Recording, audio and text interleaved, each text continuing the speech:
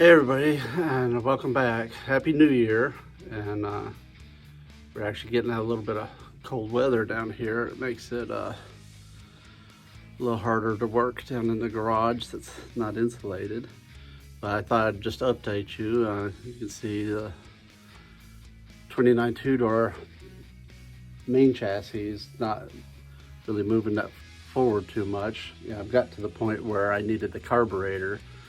So actually, since I think I started back in June working on carburetors and found those two really rusty ones and been working on those. And just last week I finally got the throttle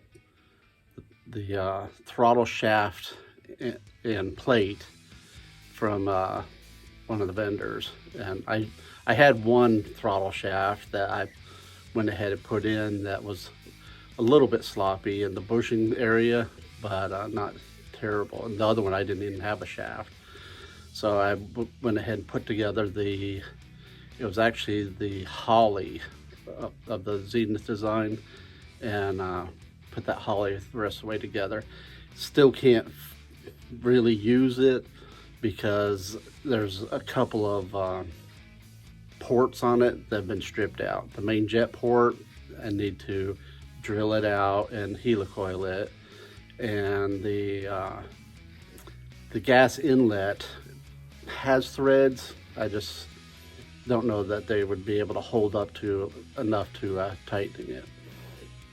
But let me update you on kind of, I haven't really been moving forward too much on this. And as you can see, I tried to organize over here like a workshop area, but then I got home repair stuff, sheetrock, just more storage and clutter, and some of this is like my table saw and home repair, my tools on the wall. So I've actually got it somewhat organized. Then over here is more shelving for home repair stuff. So I actually have two YouTube channels. That one of them is Teds Home Renovation, and if you look over on that, you could see the houses, my son's house. I don't know if I actually have done any videos working at my daughter's house. Been working on my dad's house, and actually my mother-in-law's house. So I'm working on a bunch of these different houses in the last few years, but I only videoed some of it and put some of it out there. And just this last few months, I've been editing up some videos. But let me show you one of the plans I'm working on. Eventually it'd be nice to have a shop. I've seen Vice Grip's garage. Boy, he's got a nice shop. Love that. And if you watch his YouTube channel, or Sleeper Dude is a young guy, cute family, and they work on cars together. And he does burnout contests. He does kind of will it run videos from pulling junk from a junkyard and trying to get it. But it's nice watching him and his it's actually a teenage daughter, I think maybe a teenage son that's a little younger, and then another daughter and his wife. They all together work on it. So it's another channel you ought to check out. But they just put up a new shop building also, and I've kind of gone full-time into YouTube and quit his day job, sort of like Vice Grip Garage, and both of them are doing really well, I guess, on it. But let me show you, this is the basement actually of my house, and the garage space that I have is just very limited. Like, next step for me really is to you can see off over in the corner here, there's the cowl over there and the hood and the gas tank right here. Been working on the gas tank really from last year. This time last year, I think maybe February, I started working on that gas tank, and I still need to put the sealer in it, but I need to fit it on the chassis, the cowl and the gas tank, and then I can hook the gas tank up to the carburetor. I could temporarily, I've been debating for, actually for about a month or two while I was doing other work.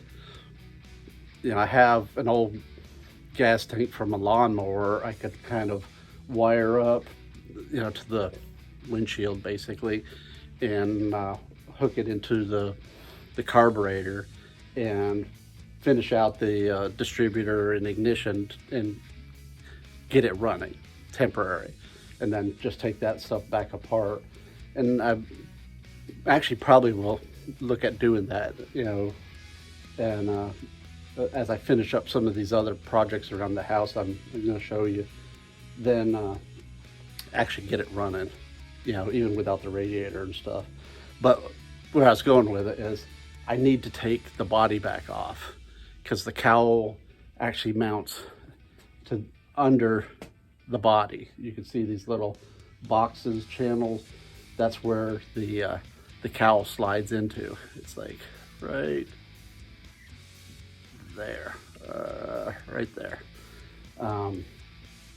So on the assembly line, I think they actually mount the cowl and gas tank to the body, and all of that comes swinging down from the rafters and sets onto the chassis that has the the frame and the motor and stuff already on it.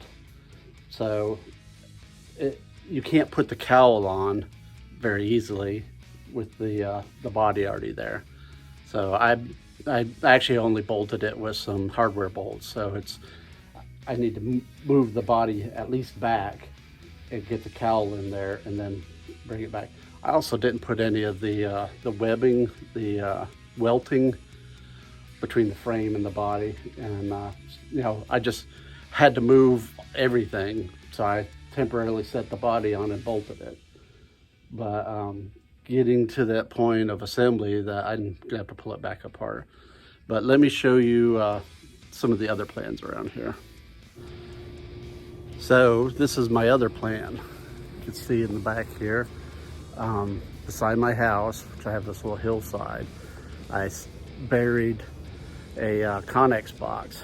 And this is a 20 footer, which kind of fit the space pretty well. And this will allow me to get some of the stuff that we moved and just is still in storage. Hey girl, calm down. And here's Daisy. There she is. Hey girl. Hey, I know you're excited. She's a puppy. She's about to turn 1. But to get some of the stuff that's cluttered in the garage, get it out here, and no, don't mess with the camera. And that's what I've been working on since October, November. But as you see over here, big burn pile. There's my trailer back there, still with stuff piled on it from the move 3 years ago. But you can see some of the stumps I had to move for the Connex box, and where I'm eventually wanting to build a garage up above the Connex. So before starting the build of the garage, I had to get rid of the stumps and bring the Connex box in. Just to get the Connex in, I needed to do that before starting building the garage, because I couldn't get anybody with a roll-off to move the Connex box in my backyard. They were afraid to burn up their transmissions and such like that. And you can see here another stump and stumps and a burn pile. But this is the other Connex box down here in kind of in the backyard, but for more extra storage space for lawnmowers and lawn tools and stuff, to get it out of the garage. And that doesn't necessarily need to be heated or cooled, or that can withstand it out here. But if you'd like to see putting in the Connex box, and you can see I cleared out a space here, maybe eventually for a pole barn or shelter, or would love to have a real garage back here and run some power and electricity for some welders. And all my welders, I have acetylene torches, regular set, and a mini set, portable set. Have a big Lincoln AC welder, stick welder, TIG welder, plasma cutter, MIG welder. They're all inside there. They've been sitting in there for, I think we moved 3 years ago. So, and you can see back here, got just lawnmowers and all kinds of bicycles and other stuff just piled everywhere. And it was a nice little project I did just a couple days ago. I was ripping them lengthwise with a chainsaw, some of the wood that had fallen. And you can see me using those on that second channel. So if you want to go over there and check that out, it's Teds _ Teds with no apostrophe _ home renovation. And you can see some excavator work and transplanting azaleas and moving some of these stumps and putting the Connex containers in place. But like I said, that's what I've been working on, you know, a few hours here and there. So I haven't been getting on to the Model A, but you can see the Connex right there. And thanks to my wife, she helped me as I was guiding it in, and she videoed a little bit of it. It's hard to video and do the work, so and also do all this editing. It takes forever. But she also did most of the painting on the Connex box there. And the other one, this one was kind of orange. And you know, this was a rough box. I got a deal on these two because they're not the nicest ones, but I knew I was gonna have to bury them, so you don't really see it. But she didn't like the orange, so we got this brown paint. And the one over here was, I think it was blue. Yeah, it was blue, and she painted it this green to kind of camouflage it in with the yard. Girl, what you got? You got you a big old stick, huh?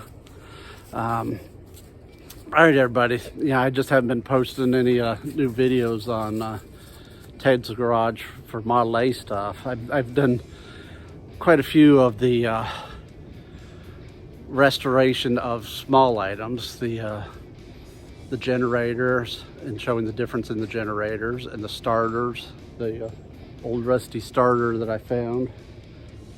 What you got, girl? Hey, what you got? Huh? What you got? You gonna be nice now?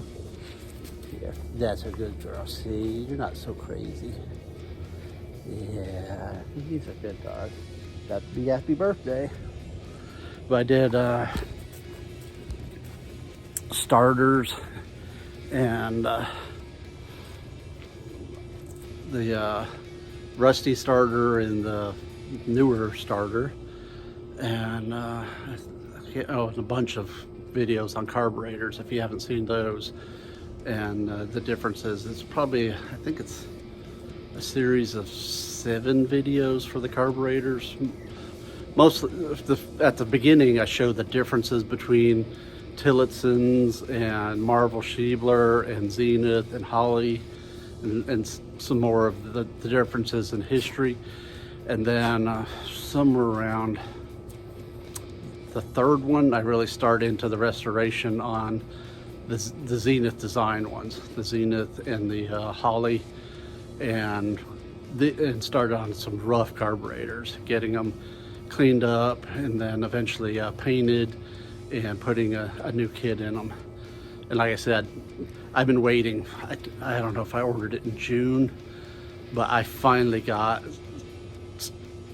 I don't know if I got all the parts that I had ordered, but I got like the throttle shaft for the Zenith carburetors finally came in.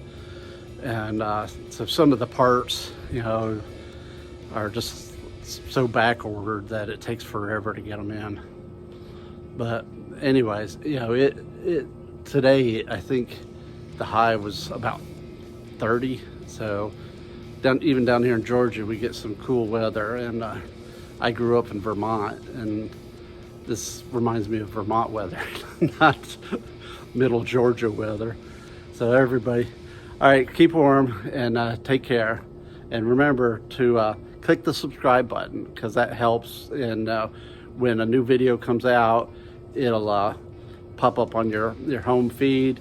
And if you click the like button, these videos, my videos, and other videos with like Model A info, YouTube will actually bring those up in your feed more often if you click the like button.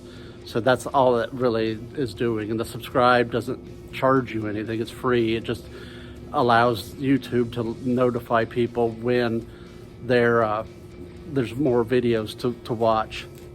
So while it's still cold, I'll probably be doing some maybe I'll do a video of burn this and burn that roots and branches and stuff. But also check out the other channel. It's moving this Connex box, moving that Connex box with an excavator, doing some yard work, transplanting some azaleas, and just doing some work around the house. So everybody, take care.